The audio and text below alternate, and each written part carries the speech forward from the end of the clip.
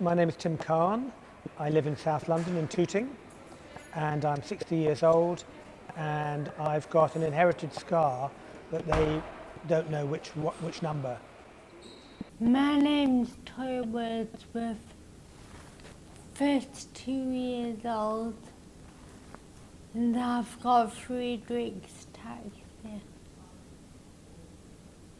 I was diagnosed with ataxia in 2009. I have idiopathic cerebellar ataxia. I'm a volunteer at Newcastle Ataxia Centre.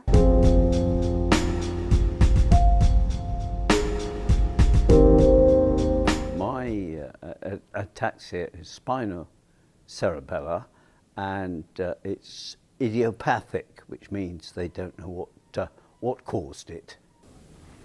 I was diagnosed when I was 12 years old. I'm not exactly sure when I was diagnosed. I think about maybe 3 or 4 years ago. I suppose there was a kind of relief in a way of, because there was uncertainty beforehand. It took me some time to find out why I couldn't walk in a straight line, and why I was bouncing off the walls, and why a single glass of wine would make me really quite incapable. And I saw a neurologist here in the UK who really didn't know, after significant testing, what was the matter with me. And I went to Canada on business, and through a friend I saw a neurologist there who specialised in the ataxias, and he was able to tell me that I had midline cerebellar ataxia. It was progressive but slowly, and my feeling then was one of relief.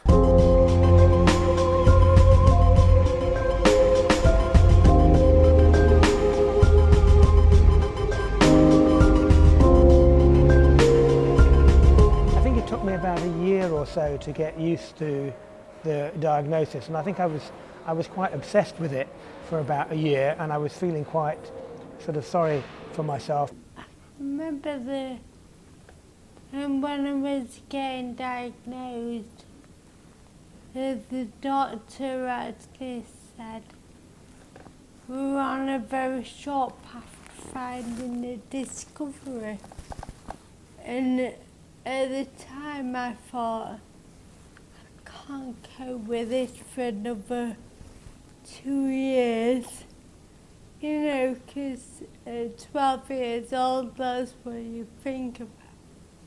A few years, been 2 years, but here I am. Yeah. The only person who I had ever known with ataxia was my dad, who had died probably some 10 years before, in his 90s. So I had an image of somebody who was, who used a wheelchair, whose speech was slurred, and people made comments about thinking he was drunk when he hadn't drunk, the typical kind of thing. And so I assumed that was going to be happening to me. Well, I don't really spend a lot of time worrying about the future now. The worst time for me was prior to diagnosis. Once I got a diagnosis and managed to get my head around it, life just changed for me completely. I have problems, but I just live from day to day with them. I tend not to focus too far on the future. Really, it took me a while to come to terms with it, and I know meeting someone who just had a throat cancer operation and had a big scar down his neck had a big effect on me, because it made me realise that, putting my condition into perspective, and recognising that most people as they get older have some kind of difficulties.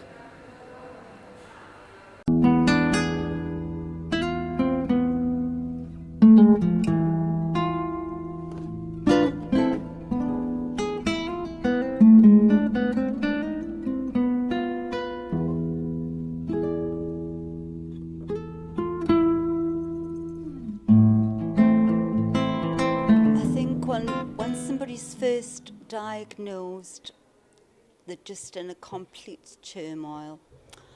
And the best thing to do is, if you can find someone to talk to about it, a professional, or get yourself to a self-help group, talk it out, you know, and then you'll be able to get your head around it much better and go forward.